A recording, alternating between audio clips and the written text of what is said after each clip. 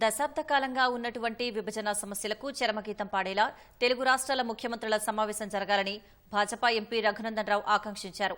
తిరుమల శ్రీవారిని దర్శించుకున్న ఆయన సీఎంల సమావేశంలో తీసుకున్న ఫలితాలు ఉభయ రాష్ట్రాల ప్రజలకు ఆనందాన్నిచ్చేలా ఉండాలన్నారు.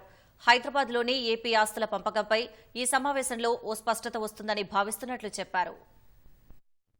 గత ముఖ్యమంత్రులకి భిన్నంగా ఒక మంచి సుహృద్భావ వాతావరణంలో ఈరోజు సమావేశాన్ని జరపాలని, చాలా కాలం నుంచి తెలంగాణ నుంచి వచ్చి ఆంధ్రప్రదేశ్లో ఉన్నటువంటి మా ఎంప్లాయీస్ అందరినీ తిరిగి తెలంగాణకు తీసుకొచ్చే రీతిలో వారి అడుగులు పడాలని తెలంగాణ రాష్ట్ర ముఖ్యమంత్రి గారికి, అదే రకంగా పెండింగ్లో ఉన్నటువంటి ఇరు రాష్ట్రాల సమస్యలు, భాగ్యనగరంలో ఆంధ్రప్రదేశ్కి చెందాల్సినటువంటి న్యాయంగా దక్కాల్సిన వాటాలు ఏమైనా ఉంటే వాటి విషయం లోపల ఒక స్పష్టతనివ్వాలని, ఈ మీటింగ్ చివరి సమావేశం ఇరు రాష్ట్రాల మధ్యలో ఉండేటువంటి సమస్యల పరిష్కారంకి ఏర్పాటు చేసిన సమావేశంగా జరగాలి తప్ప సంపూర్ణమైనటువంటి ఆశాభావాన్ని నేను వ్యక్తం చేస్తా ఉన్నాను.